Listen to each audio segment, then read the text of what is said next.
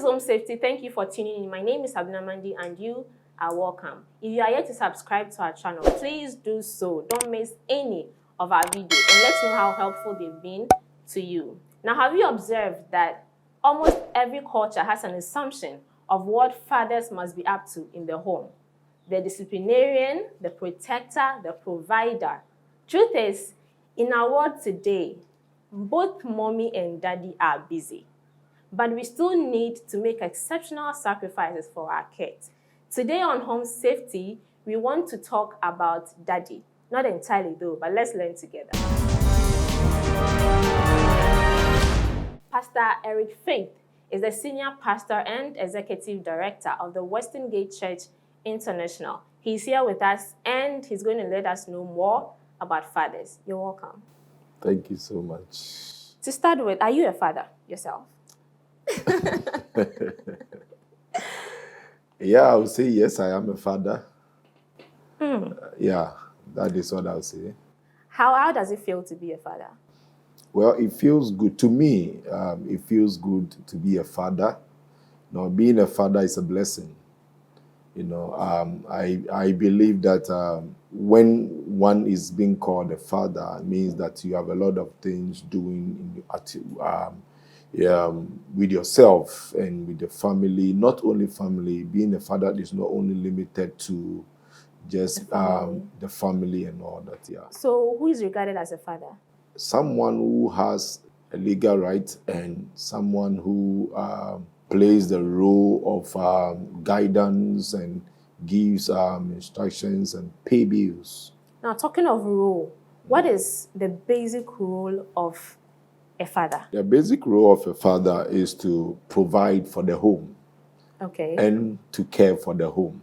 You mentioned legal rights. Yeah. How do you get the rights? Someone can become a father by adopting someone legally. Okay. When you adopt a child, you are legally a father. So that's why I started by saying being a father is not only limited to you giving birth to or having the paternal rights of a child that makes you a father. But legally, you can also become a father by adopting a child, and that makes you a father. So providing and caring for the family, how do they do it? How is it supposed to be done? All right. So as a father, your caring or your role as a father in the home is to provide. One, you need to make sure that the home is safe. The home is safe. Now, you need to make sure that the children are having the best of their time, especially in education, is the best thing the father can give to his children. So you need to give them a good education. Is it the sole responsibility of the father, or it is his primary duty? So if he gets support, that's fine. But even without support, he has to do it. What I think is that I take it personally as a sole responsibility of the man to take care of all these things. When the woman add her own to it, is plus. By so doing, you will not demand from the woman or mount pressure that she needs to do this and do that. When you get this understanding clear, there will be peace in the house. So all the financial burden and the sanity of the home lies on the shoulders of the man as a father. Let me say, with that one, you can say yes and no. Okay, where yes or no means. Exactly, because there are two people governing the house. Even though the man is the head of the family, in the absence of the man, the woman will take control. And you cannot leave instruction and say that let them follow these particular instructions. What happens when you are not there? They will do the opposite. So you leave it for the woman to also decide in one way or the other. When you are home, you also do what you have to do as a father. Now, that being said, is it appropriate to leave all decisions to be made by the man? Or like you mentioned, the woman also has a part to play. Exactly. So I would say that women don't decide in the house. Really? Yes. Not it is even the a men. 50-50 affair? No, you can suggest, if you want to Okay. decide, even though it's a decision you have taken, you can speak to your husband about it. Okay, so he That's makes the final verdict. exactly. And you just throw it at him, and then you can come in again when he is not getting the real idea, because you are the originator of the idea. Okay. So you throw it at him, and then when he decides, he will come to you, and then finally you will chip in the final solution, and then you will say, yes, this one is how I think we should do it. And then at the end of the day, you've It's come to done. a consensus of your decision, and then you are good to go. All right, so does our fathers have any influence on our growth? Yes, they do. Is it by providing and protecting, or how? Yes, by providing, protecting, caring, and directing. Directing. Exactly. That's new. Yes. You need to direct the children. Clearly, as the Bible said, you teach them the way they should go. In teaching, you direct. So you teach them how they should go. And when they grow, they will not depart from what you have taught them. Children up to from the age of 1 year up to, I think, 8 years or so, they finish learning. So anything you teach them, they already know, or they will decide to take it or not to take it. From that level of when they are growing, you need to start impacting and teaching them what they need to know. If you get to a certain stage, you will not have the time to be doing all those things again. Automatically, they've learned, and while you are teaching them, they are already learning on their own. That's true. Yeah. Now, what happens when the father is unable to perform their roles, whether by denial, by accidents, or even by death? They are not able to perform their roles. What happens to the children? Are the women not supposed to stay and put in their feet in the shoes of the father, or we have to get a man somewhere to play the role of the father? This question, I'll take it from the book of Genesis. Okay. When God created Adam and Eve, before he created Eve, he caused the man to sleep. After the man sleeping, everything he gave it to man, he gave the women double. So now, my study tells me that almost every home that the father is absent in the home, it is the sole responsibility of the woman to either make the children or unmake the children, depending on her priority as at that time. If the woman decided, I will make the best out of the children, as what my mother did to us. So because there was no father, we didn't have father. My father left home when I was 1 year old. I see. So she decided to make something out of us. And today you can see that she has made something out of us. So does it mean that women are capable of protecting, disciplining, directing, and providing for their children? Yes. In the absence of the father? Yes. But in his presence, they don't try any of that?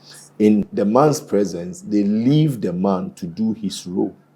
As a symbol of respect or reverence? It's a respect, and they see it also when the man is around, that is the man's right to do. If they get to know that the man is unable, that is where they will come in, and then they push with their support. Okay, I don't want us to channel the conversation through to the women. So welcome back, and thank you for staying. With what we've just discussed now, it means that the father is the pillar of the home. Yes. Is he entirely responsible for the mental health of the family? I think that is 90%. His responsibility. Yes. And the 10? And the 10 goes to the women. Okay. Yes. So what role does he play in the 90? That's the man. Yes, the man. When you are not there, the children, one way or the other, instead of focusing on other things that they need to do, they channel some of these things into other areas, which in turns affect their mental well-being. But when you are there, you cover that particular part that will cause them to think that daddy is not home, daddy is not there, he doesn't like us, why is he not there for us, and all that. Recently, my son wrote a note to me while I was teaching him something, and while he was doing his homework, I just chipped in something, and he wrote in his homework, daddy doesn't like me. So because of that, so I quickly went to him and then hugged him. And I was like, no, it's not that I don't like you. I have to teach you the right thing. I was teaching him the right thing to do, and he thought daddy doesn't like me, so I have to come in. So in the 90, what you do is, when you are there, you occupy most of their time. They love to see daddy when they come from school. They want to go out with daddy. They want to play with daddy. They want to see that daddy is around. For me, I enjoy being a father. That's nice. So I think that when the fathers are home, it's really helped the growth, the mental wellness of the children. You mentioned of having time with your kids. You love doing that. Is all you do fatherhood? Yeah, let me say, most of my time. To your kids? I know other people see you as their father. Yes. Do you have an external work doing? Or all you have to do is mentor your kids or people who regard you as their father? I have external work doing. So how do you combine fatherhood to your work? Because probably your children may be waiting for you to help them do their assignment, to take them out for sightseeing and other things. Yeah. And you're at work, you're yet to come home. What happens? How do you balance it? As for my kids, they are there. I'm there almost every now and then. Okay. So you can't say that come and see me tomorrow. No. So long as they are from school and daddy is home, you are home. There is nothing like scheduling. They won't even understand. Exactly. So I think that with other people, you have to schedule time with them, because most of them are grown-ups, that they would understand that you have work to do, you have family to take care of, you have other things to do. You need a personal time for yourself also if you're a pastor. I think that by scheduling your time well, you will be able to meet all these targets and all that. Yeah. Do you think fathers need to leave a legacy for their kids to follow? Yes, I think fathers need to. What form of legacy? How should it be? What should it be? In every home, the father has what he wants the family to be like. If the family doesn't go that way, that is how come most of the fathers will say, I asked you to do medicine, you didn't do medicine. I asked you to do this, you didn't do that one. I'm taking you out of my children. From today, I will disown you. You didn't respect. Is that possible? Don't respect. Disowning your child, is it possible, or is it just a mouth saying? No, it's just a saying. The thing is, when they are coming out, they also have what they want to do. So you cannot say that I want you to be like me. I am a pastor. I want you to also to be a pastor. I'm this. I want you to be that. No. The thing is, leave them to what they want to do. You can only suggest to them that you are a doctor. This is the route you passed on, or this is the legacy you want the family to follow, so that you have at least families of doctors. You understand? Family of pastors, family of drivers, and all that, or family of nurses. This is the trend. And when they all see that, come on, my great-grandfather, my father, and myself, then let me also follow. By that, the legacy will follow. That's actually interesting to know. Realizing that my father was a pastor, my grandfather was a pastor, my great-grandfather was a pastor, I'm becoming a pastor. It actually feels good to know that you are following something. Yeah. It sounds like you have a very good relationship with your kids. Yes. Did you receive that from your father growing up? No. I did mention earlier that my father left us at the age of 1 year. So I didn't have the kind of the fatherhood love or you caring. You received from any other man anybody, nobody. At the age of 6, my mother sat us down and told us plainly, guys, we are only 2. He said, you don't have father, so know how to do your things. That word alone changed my life. That word alone, I started doing my things, alone, without have to depend on someone to help me to do it, because I know I don't have a father. But I changed that thing before I even became a father. I want us to emphasize on what you changed. So what is it that your dad did that now you have changed and you would want your children to continue? Fine. One, I changed. My father doesn't care.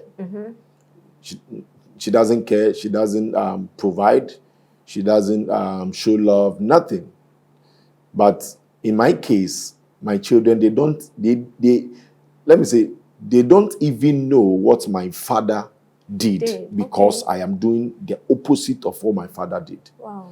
So, because of that, they won't even know unless I tell them that this is what my father did.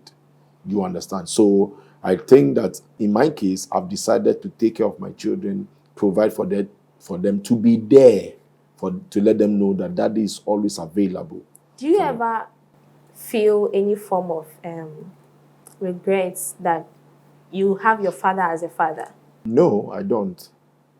Even though my father didn't care for me, if I have money, I'll take care of him. It is not his doing. My case, my father had money, but his focus was somewhere else and all that. Oh, okay. But me, I don't feel any regrets whatsoever. He calls me, comes to me. I'm okay with him. I only appreciate life. That's interesting. Yeah. Have you yourself ever had any regrets of being a father? No, I don't. To be very honest with you, I don't. Because I have spent quality time with my children. Growing up, my wife goes to work every 3 months when she gives birth. She's back to work. I work at home. I do everything at home.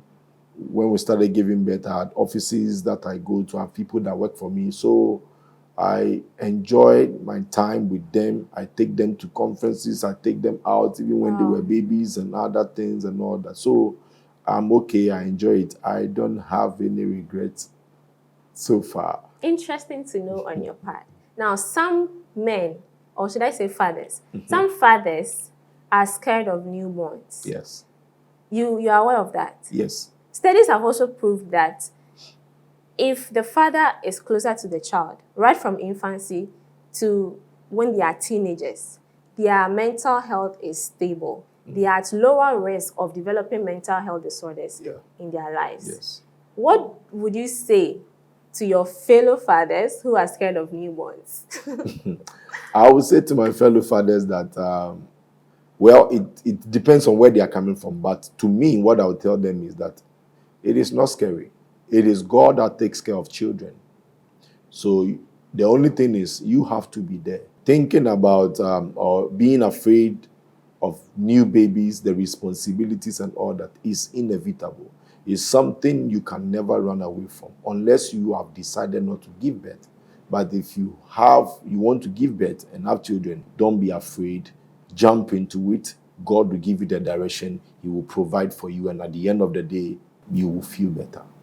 That's interesting. Thank you so much for telling us this. Now, some actually think that when they hold the baby will break. So then I'll stay away from the baby till he's grown. But please, Pastor just said that God is there. He's your pillar. Just lean on God and then you'll be good to go. Don't run away. The burden is so much on the mothers. Yes, Okay. right. Now, we want to wrap up. Interestingly, our conversation always has to come to an end when it's so much interesting. Pastor will give us his last words, and then we'll see you another time. My last word is that everyone out there watching us, I want you to know that coming up as a father is something that is grace that God gives to us.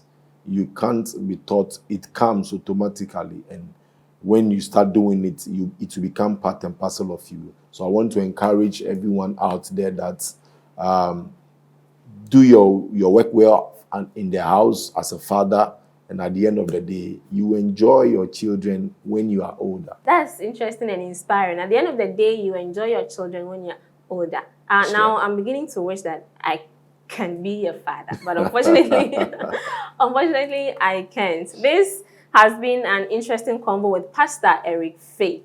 Would you mind telling us your location, where we can find your church, and how we can get in touch with you, your social media handles? All right, so you can get in touch with me on Facebook, Eric Faith, and then I'm on Instagram as well, Eric Faith, and LinkedIn, Eric Faith. And in the church, we are on the, let me say, Greater Estate 10th Avenue. Okay. Yeah, Greater Estate 10th Avenue. We are just opposite the coastal. All right. Myself, I've had a good relationship with my father, and I must say that it's soothing to know that daddy is there for you. This is how we wrap up today on home safety. My outfit is proudly designed by Joy's Fashion Center. A big shout out to SM behind the camera, Hisrich, my producer. Until we meet again, you know that you're supposed to think safety, teach safety, and practice it.